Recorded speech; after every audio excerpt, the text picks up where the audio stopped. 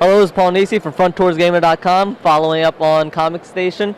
This is the Philadelphia Comic Con for 2013. I am standing here at Big Dog Inc. and introduce yourself. My name is Kim Hutchison. I'm actually the owner of Big Dog Inc. We are an independent comic publisher, and we've been around for a little over 3 years now. All right. Number of people that have been watching Comic Station, they may recognize a number of the titles in the background. One of the ones that I like has been Critter. I know Scott really enjoys the Wicked West.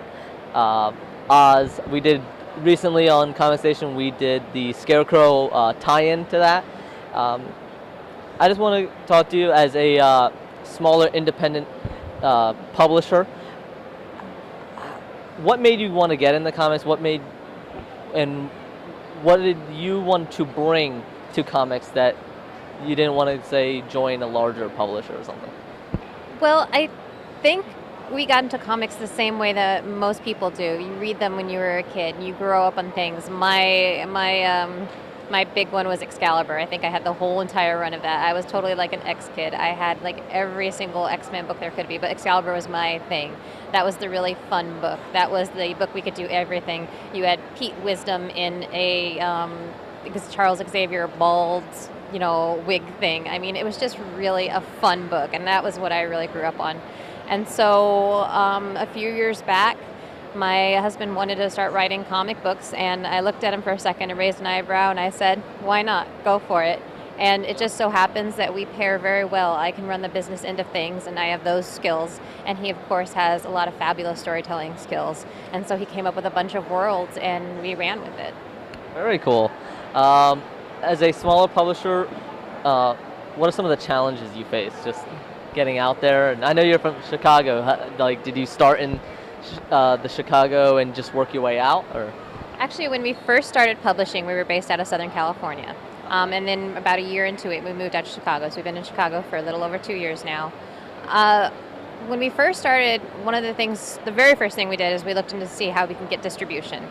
Distribution is really a key, especially with independent comics. If you can't get exposure to the comic book stores out there, then you're basically dead on arrival. If you can't get people to buy your books, if you can't get people to carry them, it's very hard. Yeah, you have to get them out on the shelves in front of eyes. Yes, and so we were very lucky that from the get-go, our very first book that we pitched to Diamond, who's the big name in distribution out there, they accepted, and that was Penny for Your Soul. After that, the next step was making sure that retailers carried us. And that involved a ton of legwork. That was a lot of long weekends, driving shop to shop to shop, talking to a ton of retailers saying, hey, I promise this book is awesome, and it will continue to be out next month, and the month after that, and in a year, it'll still be coming out, and so you really, really, really should carry it. And a lot of time it's begging, a lot of time it's pleading, a lot of times it's pestering, they want to get us out of their store, so yes, we'll pre-order and we'll carry your book. We were really lucky in that everybody we approached gave us a really great response and liked what we were doing. I think we hit at the right time when there was really a resurgence in the independent scene in comics. So, yeah, I've seen a lot of the ones that we like to highlight are the smaller publishers, the ones that people may overlook for whatever reason, and that have something to bring. And for Big Dog Inc., you have a number of titles that span, say, from one of my Critters, going from the superhero heroine to you have the Wicked West, and then all the way up to Penny and Soul. You span a spectrum of, I want to say, more kid appropriate to Penny and Soul is probably on the not border. Appropriate. Yeah. What made you, obviously, one of the major themes of Big Dog Inc.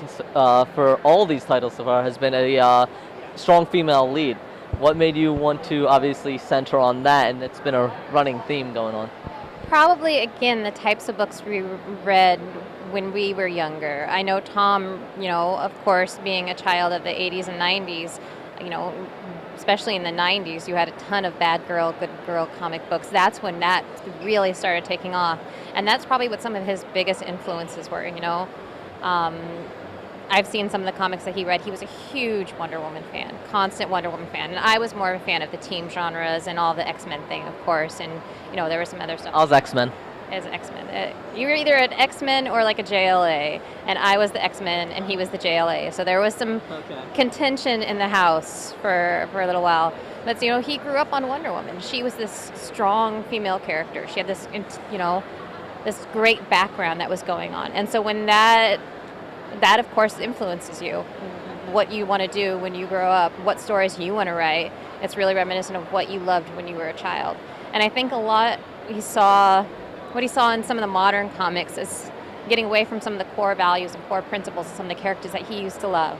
And some of the, you know, the bigger companies, it's less about the story and it's less about finding that unique story still. And sometimes it becomes a little bit about what can we do to make sure that numbers jump this month, as opposed to what can we do to make sure that fans want to buy it because it's a great story. And so that was why we chose to go the route that we did with our books and, you know, start putting them out that way with unique stories, but still focus on the things that we love with these strong female characters. You know, sometimes people will look at a book that say like Penny for Your Soul and they see scantily clad women and they think, oh, you're saying that's a strong character. Look at the book, read it, pick it up, read the storyline. What you'll find is you'll actually find the main character, Danica. She's the granddaughter of the devil. She turns into a demon. She's a highly manipulative, strong, aggressive, assertive character. Everyone around her dances pretty much at her whim. Is she sexy? Yes.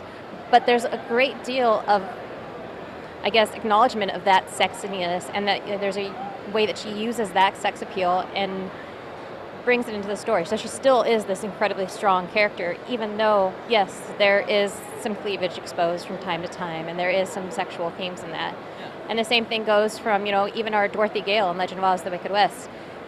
She is no longer the simpering miss. She is a tough as nails cowgirl. She's been in Oz for a few years. She's learned how to handle herself. She knows how to use her guns. She knows how to kick butt. She just does it in an entirely different way than Danica does. And then we have, you know, areas in between. So, yeah. One thing I wanted to point out, and I've mentioned this before on Comic Station, is I really enjoy the artwork and honestly just something as simple as the paper stock, where everything was given a lot of attention and it feels really weighty is a word for it, but I really enjoy that, and the artwork stands out through the entire book. You were saying earlier one of your mentalities on that. I like people to hear that.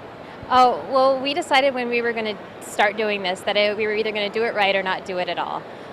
So basically, we are kind of out to prove that when it comes to comics, you don't have to have a pretty cover or a good story or great interior art or great colors. You can actually have it all. And so from the get-go, it took us a little bit more effort, it took us a little bit more money, but we found a great creative team that provides everything in that book. So, you know, we have strong pencils, we have strong colors, we have strong covers on the book. One of the things that we'll always do as a company is on our retail books, we have an A and a B cover.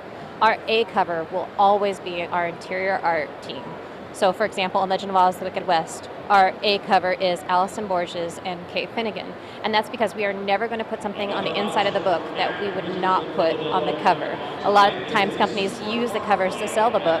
In this case, we do, but it's our guarantee. Representative of what's inside. It's our guarantee that you're also going to get the same quality on the inside of the book. When it comes to the paper stock, that was an expense choice that we made because it's more expensive to use that cover. Marvel and DC, I believe, do a self-cover book, which means that they use the same cover stock that they do on the interior of their book. They're a little bit flimsier.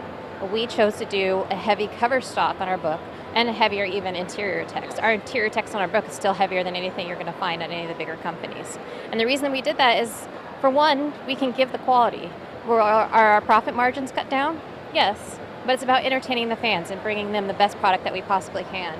I do find that the heavier stock helps the artwork pop out of the papers as well. It also stands out on the shelf when somebody picks it up. Most companies charge anywhere from $3 to $4 for a book. If we're going to be charging you that much, it better be something that's a nice quality and really shows the color saturation and something that's going to hold up. Okay. All right. Thank you very much. Again, we've been centering it on Comic Station, Big Dog Inc. Again, a number of titles from Critter, Penny Soul, you got Oz, and now Scarecrow is the tie-in as well.